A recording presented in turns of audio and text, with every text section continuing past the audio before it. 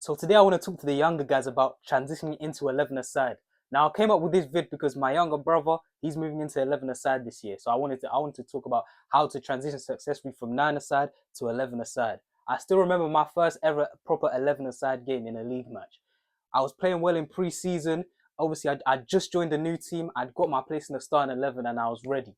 So we turn up to the match day and yeah, everyone's hyped, everyone's gassed in the changing room.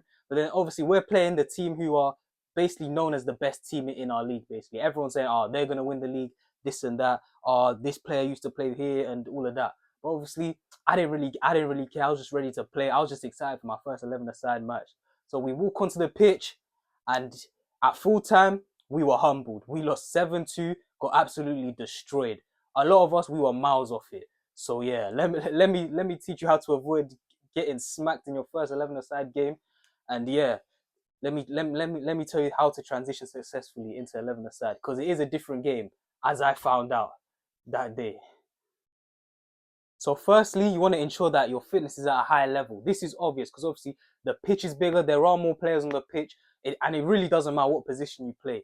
Obviously, in the modern game today, athleticism is emphasized a lot more than back in the day. Obviously, you can get players today who maybe aren't the best technically, but they still thrive. Guys like Erling Haaland, guys like Mo Salah, and even if you look at the fullbacks today, you got guys like Alphonso Davies, Hakimi, Jeremy Frimpong, all these guys, just absolute speed demons, just absolute freaks of nature when it comes to athleticism. So yeah, that's the first point. Because obviously 9-a-side, I mean, you can kind of get away with it. Let's say you're a midfielder, like me, for example. Like I said, I was a fat midfielder. I was a chubby midfielder. I could kind of get away with it in 9-a-side, but as soon as the pitch sort of expanded and it got to 11-a-side, I found out quickly. I was like, okay, I need to get my fitness up because this was bad.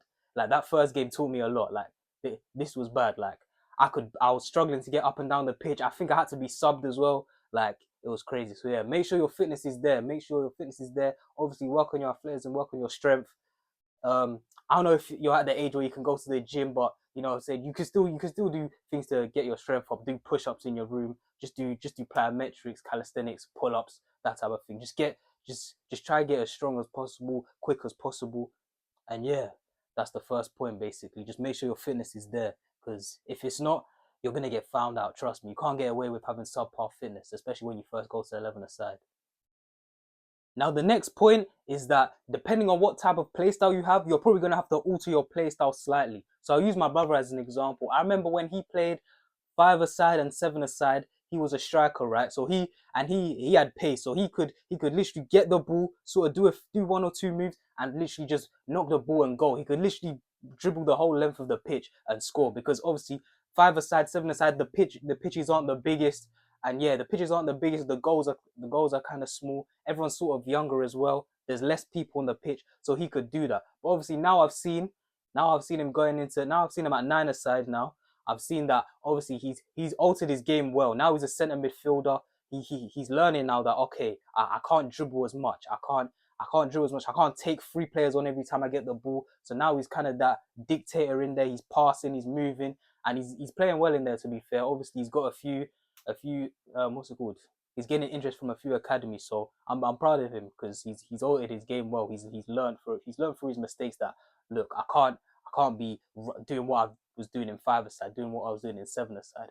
So yeah, if you have specific play styles, you'd have to alter your game slightly. You can't just head down, just run, just keep running. You're gonna have to be more smart, be more intelligent, basically on the pitch. So that's the next point.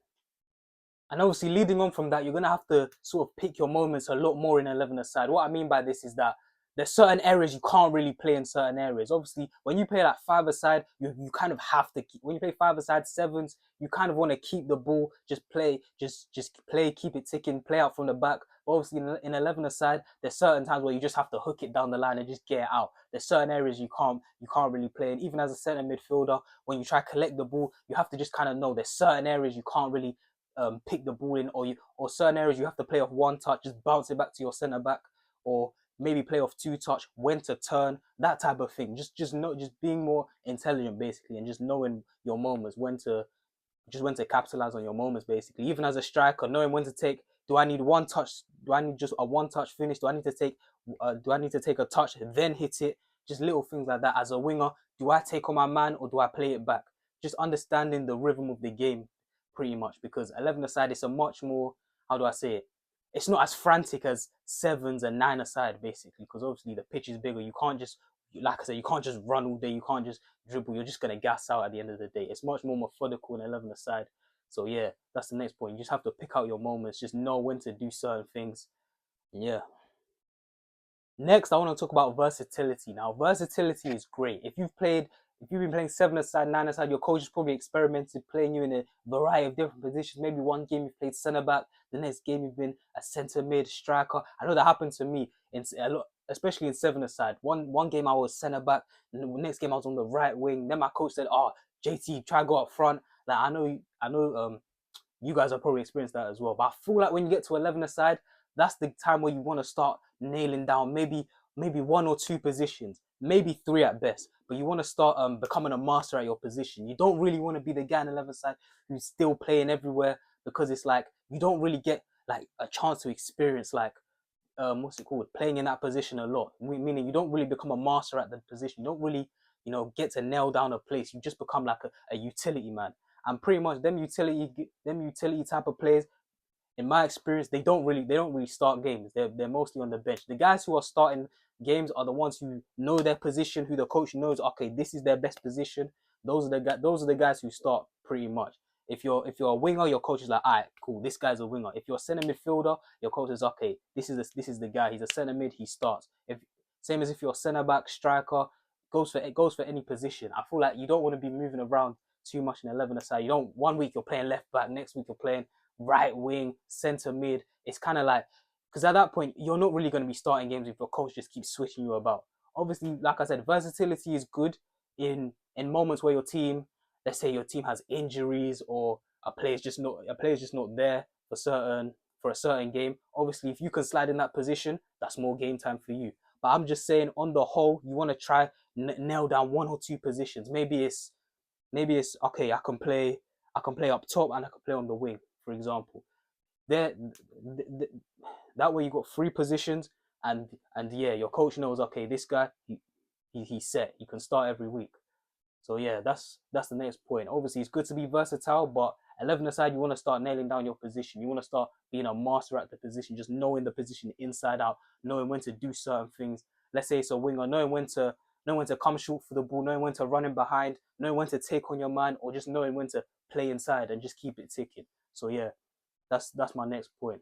Versatility is good, but try and nail down one or two positions. It'll help you in the long run. And then the last point I want to make about 11 aside is that compared to sevens and 9 aside, you're going to experience a lot of different types of games. Now, what I mean by this is you're going to come up against a lot of different formations, a lot of different types of teams, the way they like to play. I feel like in 7 and 9 aside, everyone sort of plays the same way. Like, obviously, those are like your developmental years where the coaches are trying to get you to play out from the back, getting your touch right, getting your shoot, just getting the fundamentals basically. I feel like everyone plays the same formation in 7 aside. It's just two defenders, three midfielders across the line, and then there's just one guy up top. However, in 11 aside, you're gonna encounter different formations, different types of teams you're playing against. One week you might play against a team who likes to keep the ball a lot. The next week you're playing against a team who just likes to hoof it. Next week you're playing in rainy conditions, and the team, they just long throws, Stoke City esque. You're just gonna come up against so many different teams, different play styles.